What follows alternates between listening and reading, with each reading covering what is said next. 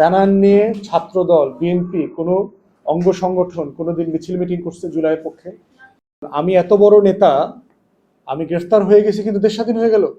জুলাইয়ের অবদানের আয়নাতে যখন বিএনপি দেখে তাকায়, তখন সে নিজেকে দেখতে পায় না। এবং আমি এটা নিয়ে বহুবার কথা বলেছি যে শেখ মুজিবের দেখবা ৭১-এর মুক্তিযুদ্ধ নিয়ে একটা হীনমন্যতা ছিল।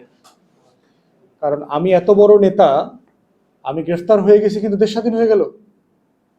মানে আমার নেতৃত্ব ছাড়া একটা দেশ কিভাবে স্বাধীন হলো, এটা কিভাবে সম্ভব? এইটা শেখ মুজিব কোনোদিন মেনে নিতে পারে নাই। এই জন্য যেটা করছে দেখবা যে আওয়ামী লীগ এই হীনমন্যতাকে অ্যাড্রেস করবার জন্য মুক্তিযুদ্ধের ব্যবসা করছে। যদি এটা তার নেতৃত্বে হইতো, সে এটাকে ওন করত, তাহলে যেটা হইতো যে সে আসলে এটাকে নিয়ে কাজ করতো বাস্তবায়নের জন্য। তো একই রকমের হীনমন্যতা দেখবা বিএনপি ছাত্রদলের ছেলেমেয়েদের মধ্যে আছে, যে আমরা সবচেয়ে বড় দল,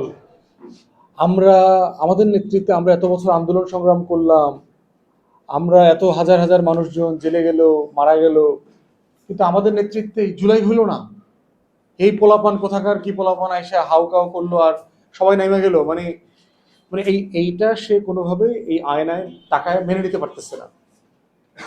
প্লাস হচ্ছে ধরো যে আমরা দল ছোট, কিন্তু জুলাইয়ে আমাদের ব্যানার নিয়ে প্রোগ্রাম করা যদি দল দেখো, সেই দলের পরিমাণ কিন্তু বেশি না।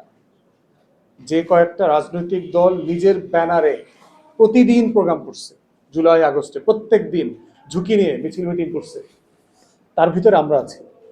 বিএনপির কোনো ব্যানারের প্রোগ্রাম দেখাইতে পারবা যে জুলাইয়ের পক্ষে ব্যানার নিয়ে ছাত্রদল বিএনপি কোনো অঙ্গ সংগঠন কোনোদিন মিছিল মিটিং করছে জুলাইয়ের পক্ষে?